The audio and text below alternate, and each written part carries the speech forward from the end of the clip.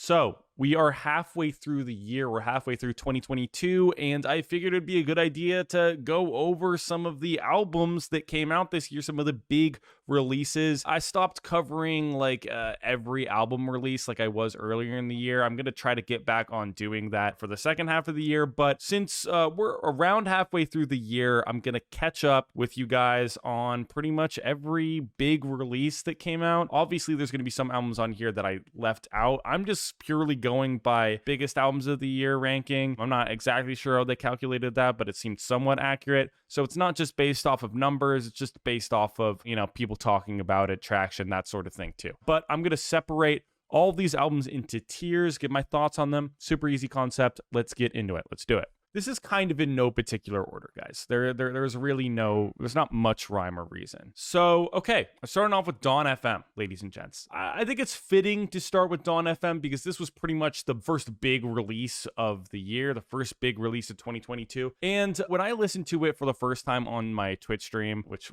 we are currently on, but when I listened to this album for the first time, any of you guys that were there, I was very much just like, I was pretty meh on it. I feel like I still feel the way that if I compare it to After Hours, I don't think it's that great of a record, but for what it does and for what it's trying to do, and I think it's trying to be much more cohesive than After Hours was, and it's definitely diving into the 80s themes much more than After Hours was. It's definitely dancier. It definitely has a more consistent sound and quality to it, a very consistent sound, which I appreciate. And I also really like the intros and outros done by Jim Carrey, or and interludes done by Jim Carrey. I thought those were a nice touch. Some of the features I feel like felt a little out of place, felt a little flat. But overall, I think that the production is really strong. The lyrics weren't.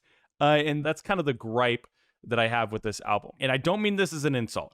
As background music, it's been some of my favorite background music of the year. I love to throw this album on in the background while I'm doing things. It's not an album that I love paying attention to, but because the production is so good, because it's so consistent in its sound too, it just doesn't feel like anything that is going to distract me. It's not distracting. If you don't pay attention to the album that much, I think it's a great record. If you do pay attention to the album and you hear what Abel is saying, it's not that great because the lyrics are just nothing there really isn't much value to the lyrics. There isn't much substance. And I wish that this album had more substance in the lyrics, but since it doesn't, I'm probably just going to put it in the good tier. But I love One O Tricks Point Never, what he did with the record. I love the Swedish House Mafia production as well. And I feel like the life that they breathed into Take My Breath on this album, I think is really impressive because I was not that crazy about that single before. And it's become one of my favorite tracks of the year now. So I feel like that's really cool. I haven't seen something like that happen in a while in music. So I think that that's super interesting too. So Dawn FM, I actually do like. I'm going to put it in the good tier. And I was very much in the meh tier at the beginning of the year. So I feel like this album, out of a lot of albums, it's probably grown on me the most. Now, Conway the Machine, God Don't Make Mistakes. It's hard to argue that this isn't a great album. If you're into hip hop music, or this style of hip hop music, more of a classic hip hop, it's got that classic hip hop sound to it. It is bars and beats, and that's pretty much it. Like, it is very focused on making the best lyrics possible and the best instrumentals possible. And I love how simple it is in that respect. And that's something that Griselda in general has done really, really well. And that being said, Conway the Machine has just been killing it lately, but this might be his best record yet. I didn't say that when it first came out, but the more and more I listen to it, I think that the emotional connection of this project is really, really, really strong. Some of the spoken word stuff in here is absolutely heartbreaking. And it's a personal album. He raps his ass off. It is just front to back great. I love the production, love everything about this. I don't have anything all that interesting to say about it because it is just more of the same, but better. If you like Conway the Machine's other stuff, you're going to love this album. I think it's great. Fantastic. Okay. Moving on to an album that I was really excited about, Cordays From a Bird's Eye View. Cordays From a Bird's Eye View was one of the biggest disappointments of the year for me. This album is so aggressively underwhelming. It is so aggressively bland, underwhelming. Pretty much everything that you can, every word imaginable that just means, it's nothing. it's a nothing sort of record, and I'm just really disappointed by it in general. It just feels like he did not put much effort into this album. And after his last record, I really liked The Lost Boy. The Lost Boy had a bunch of highlights, a bunch of great features. There was so much to like about his last album, even though I wasn't as crazy about it as some other people were. I mean, especially after this record, The Lost Boy, fucking fantastic album for him. This one, beyond like one or two songs, I didn't even want to look up. Like, it didn't catch my attention. Pretty much nothing about this album caught my attention. I had to go back and listen to it for this video to remember what this album sounds like. I think I'm going to have to put it in the bad tier. I mean, I think maybe it belongs in the meh tier under certain circumstances, but I mean, sometimes you can make an album that is like so aggressively meh that you kind of have to put it in the bad tier, because the meh albums are the albums that I am going to feel kind of nothing about in general. But I think that this album is something that has such little substance in general that I kind of have to put it in the bad tier. All right, Gunna, DS Forever.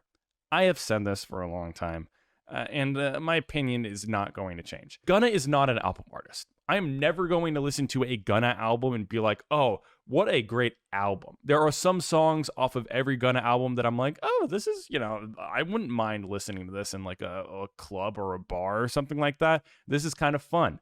But Gunna is never really even the star of the show. It's the beats that really catch my ear. I'm just not a big Gunna fan. If you like Gunna, good for you. He's kind of a meme. He's got some decent tracks that I don't mind listening to. But DS Forever is just another Gunna album that convinces me that he's a feature and a singles artist, and that's pretty much it. I'm never going to listen to a Gunna album and be like, oh yeah, I really can't wait to listen to this thing again. Hopefully I change my mind. Hopefully he proves me wrong, but I don't really ever see that changing. So I'm just going to put it in the bad category because it's not awful. Like, it doesn't hurt my ears. It's not disappointing in any sort of way because this is exactly what I expected for him, but I'm just going to put it in the bad category. Okay. Mainstream Sellout.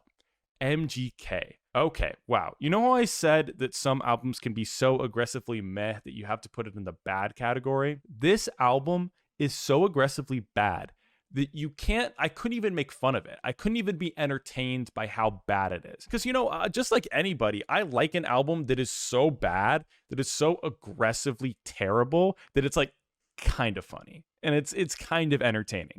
It kind of has some charm to it that it is so bad. There's no charm to this album. There's nothing interesting about this album. Even the bad qualities about it are boring. It's a terrible, terrible, terrible record. And I kind of defended Tickets to My Downfall when people were saying that it was awful. I would have put Tickets to My Downfall in the bad category because I feel like there are at least some catchy moments to Tickets to My Downfall that remind me of some like actual good Blink-182 songs or good pop punk songs. This album doesn't have that. The only pop punk songs that Mainstream Sellout reminds me of are the bad ones, or the ones that I already thought were awful. There's nothing good about this album.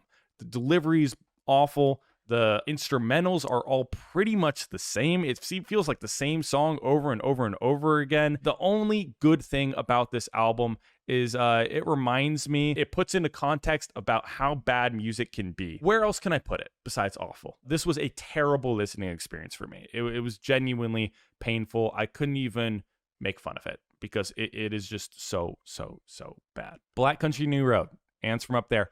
Where else could I put it besides great? This, from an execution standpoint, is one of the most impressive records I've ever heard. Sometimes there are albums that you can tell that they're going for something. A lot of albums are. You can really tell what they're shooting for. Similar to Kendrick Lamar's To Pimp a Butterfly, or like OK Computer, Radiohead, like albums that you can really tell that they're striving for something bigger. A Brief Inquiry, the 1975. I'm not saying it's as good as those two previous albums, but I think that's a really good example of an album that executes the vision that it's going for. Black Country New Road, this album is it is so pen to paper. It is so, the idea is there and they're like, okay, we want to make an album like this. And it seems to be exactly what they wanted to make. And the execution is just insane. The instrumentation is complex, but it doesn't feel overwhelming. The lyricism is heartfelt, personable. Like, this is the album that, you know, is going to make everybody go through every single emotion imaginable when, you know, feeling for somebody. Like, you feel like you feel everything that Isaac says in this album, and it's said in such a unique way. There is not a single cliche on this record, yet you understand where he's coming from. The lyricism is weird at points, but I feel like in every single song, you get what he's trying to get across. You get the emotion he's trying to get across. And yeah, I think this album is seriously a feat. I think it is seriously impressive. And if you hear people giving this album praise all the time, which I know that I do, especially when this album first came out, it is worth the hype. It is 100% worth the hype. This is one of the better albums I've ever heard. I think from a first listen standpoint, from, you know, pretty much living with this album, I think it's fantastic. It deserves all the praise in the world. Really, seriously, such a good album. Okay, Charli XCX. Crash. This is the first Charli XCX album in a long time where Charli isn't on the cutting edge. She isn't pushing any boundaries. She's not moving music forward. She's not moving pop music forward. She is kind of doing what a lot of people have been doing, sprinkle in some stuff that Charli's done before. I do think that even though this album isn't doing anything new, though, it has some really good songs on it. I think Constant Repeat has one of my favorite beats on it of the year. I think Baby is really, really catchy. I think that Yuck has some of the most fun lyrics of the year. There are really, really great qualities about this album. So I'm going to put it in good, even though for a Charli XCX album, I'm kind of disappointed by it because, you know, what we expect from Charli is to, you know, do something fresh, do something interesting. I don't feel like this album has many of those moments where you were like, oh my God, wow, I've never heard anything like that before. There really isn't much of that on this album. That doesn't necessarily mean that it's bad, but it's been a while since I've been bored at any point of a Charli XCX album, and this album has those moments for me. That being said, though, it's in the good tier. It's a bad album for Charli, I think, but I don't think it's by any means a bad album. Okay, Rosalia's Motomami. A lot of people say, you know, I'm not a native Spanish speaker. I'm not a Spanish speaker at all. I've heard these lyrics are wild. These lyrics are crazy. The translations seem insane. There's a song called Hentai on here, and, you know, the English translation, I have no idea what the fuck is going on. This album does a really great job from what I've heard. You know, for me, I think that this album is beautiful. Instrumentally, it's gorgeous at points, but it also hits crazy, crazy hard. There are some otherworldly sounds on here. Arca, it's got an Arca sort of sound, and definitely some Sophie influences in there too, which is really cool to hear. But it also has some like traditional Latin music in there, some Spanish stylings from, you know, like traditional Spanish music as well. I think that this album is a great example of having a little bit of everything and just doing everything that it does really, really, really well. Her vocals are just the best I think I've ever heard them on this album as well. And I love the dichotomy of the strange lyrics and like how weird they are and nonsensical at certain points, combined with just the beauty of Rosalia singing them, you know, because there's some raunchy shit going on here, but it's also combined with Rosalia kind of singing almost like a ballad with this beautiful melody and this like sprawling sort of like gorgeous instrumental while she's saying like these nasty things. I think that that's a really cool dichotomy, even if it is kind of strange at points. But I think that this is a great pop album. I think it is Rosalia's best record to date. I fell in love with this album more and more, and I loved it the first time I heard it. So you will see this towards the top of my end of the year list for sure. I think this album's fucking great. Really, really good. Okay, Mitski, Laurel Hell. This is one of the biggest disappointments of the year for me. I think that it has its moments. I think that it has moments where it reminds me of how great Mitski is in her other albums. I think that some of the lyrics are absolutely fantastic, like as per usual. But man, the lasting power of this album has been so short. Mitski fans normally never shut up, and I don't hear anybody talking about Laurel Hell. Nobody. There are one or two songs off of this album that I've been listening to since it came out, but beyond that, and returning to it for this video, this album has had such little impact for me and seemingly for pretty much everybody else. I don't think it's a bad record. I'm gonna put it in meh because there are some really beautiful moments on here. If there weren't those moments, it'd probably be in the bad tier for me, honestly, because there are some songs on this album that just sound goofy towards the tail end as well. And it's not cohesive. It's not consistent in quality. It just is an album that feels like a little bit of a dip in Mitski's discography for me, at least. Okay, Once Twice Melody, Beach House, an album that they've been rolling out for more than a year, I think. And finally, we got the finished product, and it's really, really good. Would I have preferred to just hear it when they dropped the album?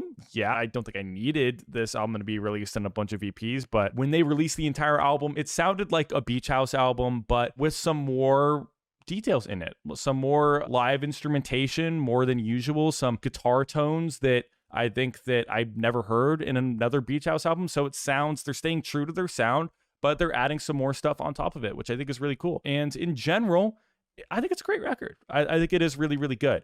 I don't think it's necessarily better than, an album like Bloom, but it's a really good album at the end of the day. And I think it brings something to the table that isn't just another Beach House album, but a little worse. It has something else going for it that makes me feel like sometimes I want to listen to Once Twice Melody instead of Bloom. Not because I think that it's a better album than Bloom, but because it has a different sort of quality to it, even though it definitely still sounds like a Beach House record. If you're a Beach House fan, there's no reason for you not to like this. Okay, Big Thief, Dragon at New Warm Mountain, I Believe in You. All right, the new Big Thief record, everyone says that it's great.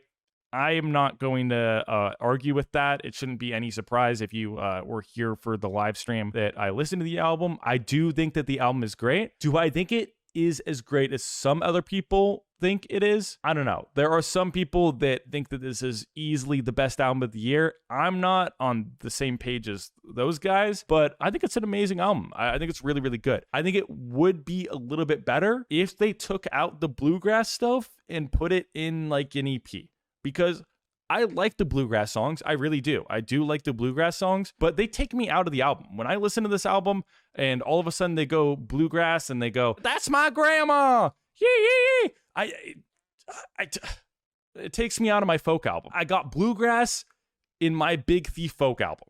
I got bluegrass in my Big Thief folk album. And sometimes I just want to listen to the Big Thief folk album. Okay. And I don't need my little bluegrass tangents sometimes. Okay.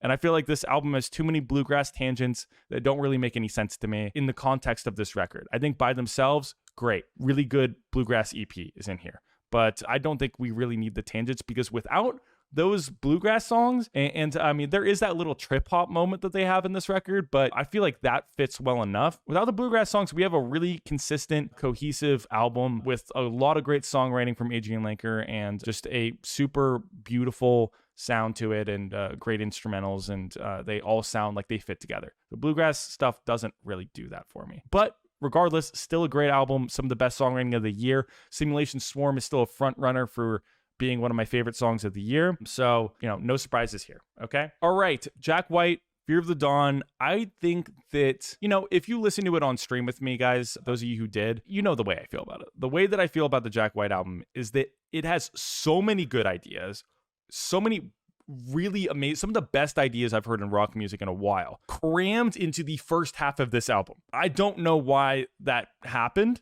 but it is like every good idea that Jack White has, with maybe like one exception. I think What's the Trick is towards the end of the record, but it just feels like every good idea that Jack had, he just crammed into the first half of the album, and then the rest of the record just kind of fell off in quality. So yeah, I don't know. I think that Fear of the Dawn is a good album, though. I think it's really worth listening to, so I'm going to put it in the good category. But honestly, if you just stop halfway through, you get a better experience. That's my take on it. So yeah, definitely Fear of the Dawn, worth checking out. I love how all over the place it is. I think it's definitely an all over the place sort of album in the best way possible in the first half. That's all I'm going to say. Okay, Earl Sweatshirt, Sick. I think that Earl Sweatshirt's Sick is an album that I thought I was going to be playing nonstop when I first listened to it, because it's just, I love an Earl Sweatshirt album, and I feel like this is a really great Earl Sweatshirt album. That being said, I did not go back to it as much as I would have expected myself to, and I said this the first time I listened to it as well. The ideas that I really love on this album, he kind of abandons 2 minutes in. And then there's other songs on this album that I don't care for as much that last a really long time, have a much longer track length. But yeah,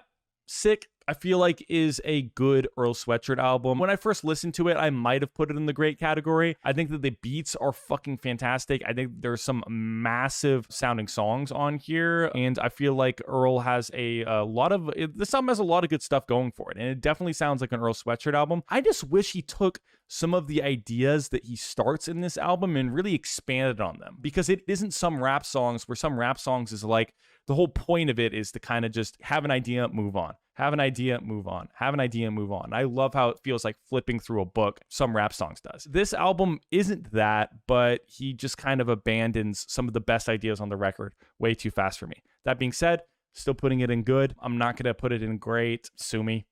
It's not. I don't think it deserves to be in the great category, but I'm going to put it in good. Okay, Wet Leg. I actually like this album. I know a lot of people were really disappointed by it, but for what the album is and what it's trying to be, I feel like it accomplished that goal. I think that there's a lot of fun lyricism on here. I think that the album itself just has a lot of personality. You know, the instrumentals are nothing crazy special. I don't think the instrumentation is anything crazy, but that's not something I really wanted for this album. I expected it to be a Wet Leg album, and it sounds like a Wet Leg album. I don't know why some people were so up in arms about being disappointed by this thing, because for what it's trying to be, I think it does really well. This record has some of the most personality of the year out of any of these albums, and it feels really authentic. I really, really do like the lyrics. And there's a bunch of songs that you can just, play for fun this summer. Like, why not? I feel like it's a good record, good, solid debut release from them. Okay? FKA Twigs, Capra Songs. This is one of my favorite albums of the year. I think that, or mixtape rather. Yeah, this is FKA Twigs just kind of having fun with it. She's not trying to make some grand project, some epic cellophane Magdalene style thing. She's not making a Magdalene with this album. She's putting together a bunch of songs that she clearly had fun making, and it comes across so well. I love the production on this record. I think the production is fucking fantastic. There's some great features on here. Generally, it's sexy when it wants to be sexy. It's sultry when it wants to be sultry. It is fun when it wants to be fun. This album hits the mark in every possible way it tries to. So yeah, I'm putting it in great. I did not expect this to be one of my favorite albums of the year. I honestly thought that it was going to be good, and when I first listened to it, I really liked the album, but I didn't expect to be listening to it as much as I have been. And it's only grown on me since I listened to it the first time. So yeah, FKA Twigs, absolutely putting it in the great tier. Okay, Avril Lavigne, Love Sucks. This woman is more than 2 decades into her career. She has been at it for so long, and Avril Lavigne has some really, really great songs under her belt, some classics. And what the fuck is this album? What is it? It sounds like Avril Lavigne heard an MGK album and was just like, yeah, this is the direction I'm going. Like, Avril Lavigne isn't kind of the blueprint for what a lot of artists in the mainstream that are making pop punk style records are doing now. Like, Willow and what Willow was doing, and Olivia Rodrigo even. This Avril Lavigne album sounds like she's imitating an imitator of herself. I don't know when people are going to come to terms with the fact that you can make a pop punk album that isn't about teenage issues, that isn't about teenage drama and the feelings that, teenagers are going through. You can make a pop punk album about like real life adult problems or real life adult things in general. Hell, Spanish Love Songs made an album that largely is about being in your 30s or turning 30. You can do that. You can make a mature pop punk album. You don't need to be talking about, oh my God, love sucks, my boyfriend broke up with me, which is what this album is. It's embarrassing. This is a stain on Avril Lavigne's career. It was a struggle for me to get through. I'm going to put it in awful. Turns out to not be that great of a year for pop punk albums made by people that are later in their career. Pusha T, It's Almost Dry. Pharrell is producing this album. Kanye West is producing this album. Pharrell did the better job, I think, but overall, I think that the beats are pretty good on the album, and I think Pusha T does rap his ass off, but there is something missing about this album, man. I don't know if it's the cohesiveness that I love so much on Daytona. It is not there, which I didn't think I would see as much of a problem, but I don't know. I feel like there's really something missing about this album. I don't know if it is the fact that the beats aren't as good as on some of his other projects, even though they are pretty decent, or if it just kind of feels like Pharrell and Kanye's styles are clashing a little bit too much here. It's not Kanye's best work. I'm not going to lie. Pharrell does his thing, not Kanye's best work, even though Kanye does bring it on certain tracks. I want to love this album, but I kind of don't. I am honestly just going to put this in the meh category for me. I think Pusha T does his best, but I just don't think that this is it. Moving on to The Smile. Yeah, The Smile, if you don't know, kind of a side project for the Radiohead guys. And I wasn't that crazy about the singles leading up to it, but once I heard the finished product, I fucking loved this album. I really, really liked it. I think that the Smile record is one of the biggest surprises of the year for me in terms of how much I liked it, which I know sounds weird because it's a project made by the people who do Radiohead, and obviously Radiohead is extremely consistent, but I just wasn't expecting this side project to do much for me, but I actually ended up loving the finished product. Yeah, The Smile. I think I'm going to absolutely put it in a great category. I'm going to do it.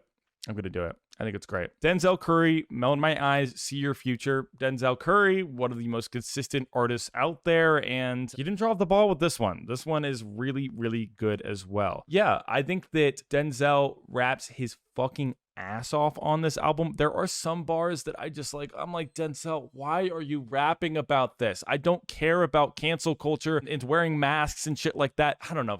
There's some lines on this album that are weird. I don't think really necessarily belong there, but overall, it's another really, really solid release from him. I think it is one of the best hip hop albums of the year easily, but I don't think this is that great of a year for hip hop. This is not my favorite Denzel Curry project or anything like that, but I do think that it is a really, really good album. So I'm going to put Denzel Curry up here in the good category. I think that actually, no, I'm putting in the great category because it's better than these albums. It's better than these albums. All right, moving on to Kendrick Lamar's Mr. Morale and the Big Steppers. I mean, it's great. It's a great, great album. I don't think it is Kendrick Lamar's best album, but does that even mean anything? Like, sure, it's not as good as Good Kid, Mad City, but or as good as To Pimp a Butterfly, but it brings its own shit to the table, okay? As every Kendrick Lamar does, it brings its own sort of thing to the table that Kendrick has not done before.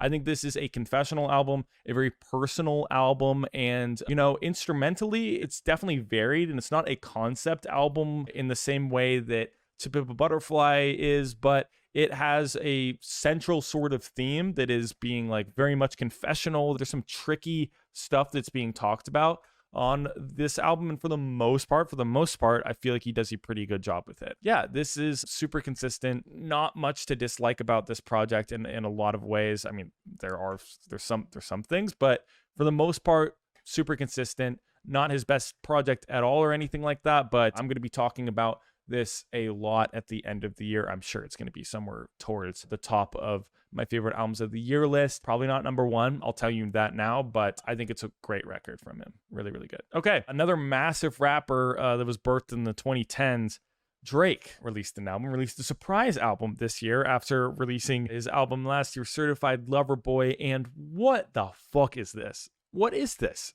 What is this album? I don't even think I hate this album as much as some people do, because I feel like it, as background music, maybe it's fine because some of the instrumentals are actually really good, but there are so many better house albums out there. There are so many better instrumental house albums out there that you can just use as background music instead. I don't know why you would want Drake crooning about how much your pussy is calling his name in your background music. I don't know why you'd want that, but I guess as background music, it's okay.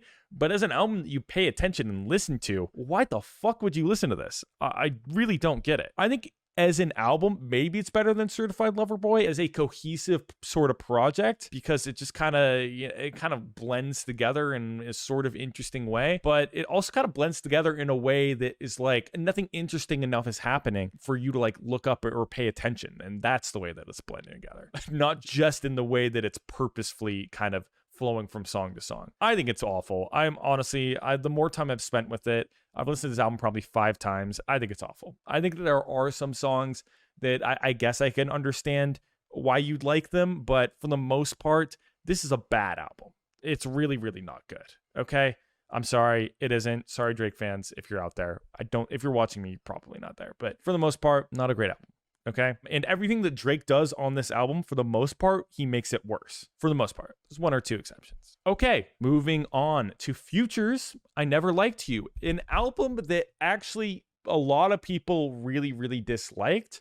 And we're like, oh my God, such a Future L. He dropped the ball with this one. And I was like, oh, really? I mean, I feel like there's a lot of really great songs on this album. I really like some of the cuts off of this record. I think that as an album as a whole, it's like a Future record. It pales in comparison to Monster or DS2. But for what I'd want out of this album, what I was expecting, I came away pleasantly surprised in a lot of ways. I don't think it's good enough to be in the good tier, but I also don't think it's a bad album. I think it's much better than DS4, and I would absolutely listen to this album above DS Forever and Corday's record. So I'm going to put it in May. I feel like for what it's trying to do, and I love hearing Future have songs where he's kind of more in his feelings, but it's also kind of fun to hear Future do stupid shit as well. There are some ridiculous lyrics on this record, which is what you would expect, but I don't know. For what I wanted out of this album and for what I'd expect of it, a Future album, I feel like this isn't that bad of a project, but it's also not deserving to be in the good category either. Okay, Unlimited Love, Red Hot Chili Peppers.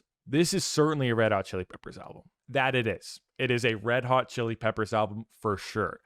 And if you love the Red Hot Chili Peppers, if you're a big Red Hot Chili Peppers fan, go for it. Eat this shit up. And I do like some older Red Hot Chili Pepper stuff. Don't get me wrong. I like the Chili Peppers. I do. They've got some amazing classic songs out there, but man, too much time has passed. I haven't heard a good Chili Peppers album in a while, and this is no exception, even with John back. Like I don't think that this is that great, but I also don't think it's awful. I think I'm going to put it in the bad category simply because there really isn't much notable about this album. And I think for the Peppers, really, am I going to pat them on the back for this record? Am I going to pat them on the back for this? I would much rather listen to these albums over in the meh category than listen to this one. Okay. All right. Dance Fever, Florence and the Machine. Yeah. Florence and the Machine dropped a new record called Dance Fever, and it took me a while to get to it, but once I did, I enjoyed my time with it for the most part. I feel like what I really like about this album is that it clearly has a central sort of theme and idea that I think was executed really, really well. What this album is lacking is a classic Florence and the Machine chorus. Even the choruses that I like off of this album pale in comparison to some of the stuff I heard off of Lungs or Ceremonials. It just does not have that catchy quality to it. It doesn't have the memorability that I feel like a lot of the older Florence and the Machine records had, but it does kind of nail what it's trying to go for in terms of sound, in terms of consistency. I feel like it is a consistent album. I think every track on this album for the most part is good, just none of it is really that great. That being said, I'm going to put it in the good category because after I listened to it, I found more to like about it through every listen. I don't think it's an album I'm going to be returning to after this year, but for what it is, I think it's pretty good. I think that there are better Florence and the Machine albums, so I liked it more and more. So I think it is probably the worst out of these albums over in the good tier for me, but, pretty decent. Okay, Come Home, The Kids Miss You, Jack Harlow. I was talking about how Gunna's destined to be a feature and a singles artist for the rest of his career. I feel a similar way about Jack Harlow, and I had I had a little bit of hope for this album. I was thinking maybe this album would be good, but I didn't expect great things, and man, did we not get great things. Besides Churchill Downs maybe, and maybe 1 or 2 of the singles that was released before this album, I'd rather not hear anything off of this record ever again. Listen, he made me hate a Pharrell song. There is a Pharrell produced track on this album that is just awful to my ears. It's just bad. This is kind of proof that Jack Harlow's relevancy in our culture has nothing to do with the quality of his music, but more of his personality, because he's a charming white dude that raps, I guess. So I'm going to put this in the awful category. I would absolutely listen to any of these albums in the bad category above this Jack Harlow record. I would say I'm disappointed, but I just really did not expect much. Okay.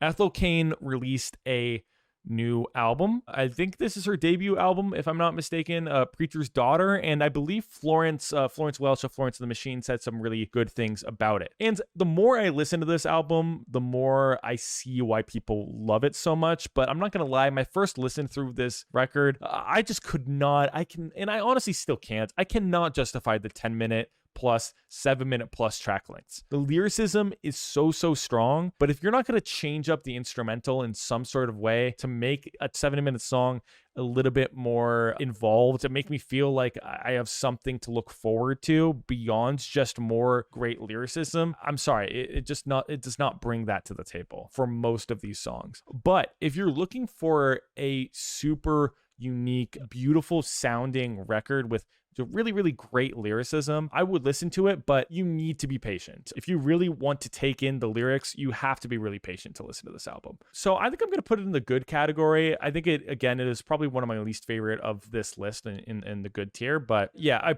probably do like it more than these albums in the meh tier. Okay. All right. Moving on to Arcade Fire's We. Wow. Okay. I hated on this album a lot when it first came out, and a lot of people seem to like it, which I was surprised by. But can we acknowledge that the second half of this record is bad? What in the fucking 2011 Coldplay ass, or some of these instrumentals? The second half of this album is bad. I think it's bad. I don't think it's just like, oh, this isn't great for Arcade Fire, but man, does this album finished terribly. I did go back to the album after so many people saying like what they liked about the record, and I do think that some of the songs towards the beginning of the track list I think are, really decent Arcade Fire songs. I think most of the songs in the first half are actually pretty decent, so I feel bad about shitting on it as much as I did. But you have to understand, I'm coming from the context of The Suburbs and Funeral. Obviously, I'm going to talk about an album in the context of what I know that the artist or the band is capable of. So I'm going to honestly, I know a lot of you guys are going to expect me to put this in the bad category, but because I feel like it actually does start pretty strong and just ends bad, I'm going to put it in meh, because I really do like this more than the Corday and Diaz Forever and Red Hot Chili Peppers album, but I still do feel like this is kind of Arcade Fire's fall from grace with this album and their last one. This is Arcade Fire in their dip. They are very much in their dip. It just makes me sad to say that if Arcade Fire's next album is great, I'm going to have to say this is a return to form, because they are not in their top shape. They are not putting out the stuff that they used to. And that makes me sad. But, I can't justify putting it anywhere besides the meh. Okay, Harry Styles. This is one I got a lot of heat for in some circles, but for the most part, I posted a video about this album over on my TikTok channel, and it was very much not kind. I kind of shat on the album for the most part, with the exception of Satellite, and I think Keep Driving is a pretty decent track too. But for the most part, this album is pretty much my general thoughts, and this is what I said in the video that I posted, is this is another example of Harry Styles' relevance in our pop culture being completely outweighing how good his music is. Similar to Jack Harlow, actually, like what I said earlier. I do think that Harry Styles is much more talented than Jack Harlow. I think that Harry Styles has the potential to put out a great album, I think. This is just not it. This sounds like an album that any number of bands from the early 2010s, late 2000s could have put out. Any number of them. It feels otherworldly regressive to me for the most part in this record. There's that Music for Sushi Restaurant song that I guess kind of steps out of those boundaries and steps out of that description, but I don't think that song is good at all. That song is goofy. I know some people really like it, but that one, I feel like does absolutely nothing for me either. So there just isn't much for me to grab onto with this album. And I'm going to put it in the bad category. I do not think that this is a good album. I really don't. And I returned to it a couple times because I know some people really liked it. But the only justification that I can find for people loving this album, for really loving it for the most part, is that they really love Harry Styles. And they're forcing themselves to like this album. That's the only justification I have. Which, listen, if you love this album, good for you, go for it. But I feel like you have to be a pretty big Harry Styles fan to really love this album. Yeah, I'm putting the Harry Styles album in bad, and I'm going to catch some fucking goddamn heat for that, but I feel like that's where it belongs. Okay, Post Malone's 12 Carat Toothache. This is a stinker for me. This is a stinker for me. This is fucking mall music. Some of these instrumentals sound like they were made on a laptop in an airplane. This is not a good album. This is a very, very bad Post Malone album. I feel like Beer Bongs and Bentleys was a pretty decent record. I feel like Stoney was a pretty decent record. I didn't even mind Hollywood's Bleeding. For every single Post Malone album except for this one, there were a couple songs that I really, really liked. There really isn't anything besides maybe the intro of this album that I really enjoyed listening to. So I'm honestly putting this Post Malone album in the awful tier. To me, it sounds like Posty was like forced at gunpoint to make this album. Like Post Malone, you have to make the most generic pop album with trap stylings I've ever heard. You have to because this doesn't seem like he wants to make this sort of album. For fuck's sake, he had Robin Pecknold from Fleet Foxes on this album. I think that this dude just wants to make a fucking grunge album or a folk album or something, like a Bob Dylan style record. I feel like that's what Post Malone wants to make. That's what Austin Post wants to make. And he's just being forced to make these really generic, cringy songs where he's talking about fucking hoes and like, but also like he's getting emotional, which I respect. He talks about alcoholism, which I think is great, but then he's also like 2 songs later, not even, he's talking about, he's writing all of these really, really cringe lyrics about, fucking hoes and shit. I don't get it. I don't understand it. I think that it's a pretty goddamn bad record. I can't deny. Okay, last album on the list, Rex Orange County. Who cares? Didn't expect to like this album. Ended up liking it. I really didn't love the singles when I heard them. Listen to the album. Even the singles that I didn't like, I had a good time with. It feels like a fun summer album. There's not much to dislike about it, honestly. I think that the strings do feel a little bit tacked on. I feel like Rex Orange County heard OK Human, the Weezer album with all the strings and how well they did that, and was like, I want to do this on my album, but like the album was already done. I don't know. I feel like I learned to like the strings a little bit more the more I listen to it, even though I still do kind of feel like they're a little bit tacked on, but there's a lot to like about this record. I feel like it's really fun. It's solid. It's not breaking any barriers or breaking any boundaries. It's not doing anything crazy different than what we're used to from Rex Orange County, but it's a solid album. I'm going to put it in good. Let's look through this, okay? Pusha T. I feel like the Pusha T album is a little bit better than the other albums in the meh category. All right, the one thing I'm going to change, I'm going to put the Pusha T album up to good. I feel like it's just better than the albums in meh. I think it's probably the worst of the albums in good, but it's better than these albums over here in the meh category. I just think it is. Another update. I had to make an amazing category because I feel like a lot of these albums over here in the great category, like there is just too big of a gap. And the albums that separate themselves from the other ones, I think for me, that I think are a lot better than the other albums in great are Ants From Up There. I've explained why. Honestly, this could be in its own category, just totally by itself. I think Ants From Up There by Black Country Road is just kind of a league of its own, but I'm going to put it up here with the other albums, but because I'm not making its own tier, but I think it belongs to be in a different category than the other albums in great. I'm also going to put Rosalia's Motomami up there. I think it belongs up there. I think it's one of the best pop albums I've heard in a long time. One of the most interesting sort of blends of styles I've heard in a long time. I think it's a fucking great album. I've loved it more and more and more every single time I listen to it. So I really, really like Motomami. I'm putting it up there and amazing. And I am probably going to put God Don't Make Mistakes up there. I think it's probably my favorite hip hop album of the year so far. And I'm going to put Kendrick Lamar's Mr. Morale and the Big Steppers up there as well. I feel like the only thing that's keeping Big Thief from being up there for me, I think it's towards the top of this list, is those goddamn bluegrass songs that take me out of the album. I'm sorry, they do.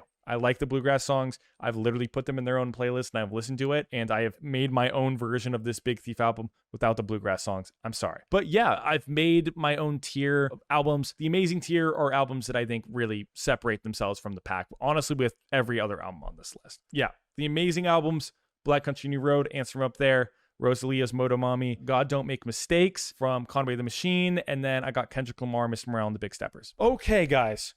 Holy shit. These are the biggest albums of the year, and I feel like 2022 isn't off to an amazing start. Obviously, there are great albums out there. I'm curious what you guys think over on YouTube, and let me know in the comments what your favorite album of the year is and an album that really disappointed you or whatever. Say whatever you want. I don't think this is a great year for music so far. I've said this before. Hopefully it turns out to be a better year than I think it's going to be overall, but I feel like we got kind of spoiled in 2021. I feel like that was a great year. But yeah, this is one of the worst years for music, I feel like, in a while, for me at least. But yeah, there's definitely albums that I love, and some of them are on this list. But as far as like what my favorite albums of the year are going to be, that is going to be a different list that I'm going to be doing at the end of the year. So make sure to be subscribed and look forward to that. Bye, everybody.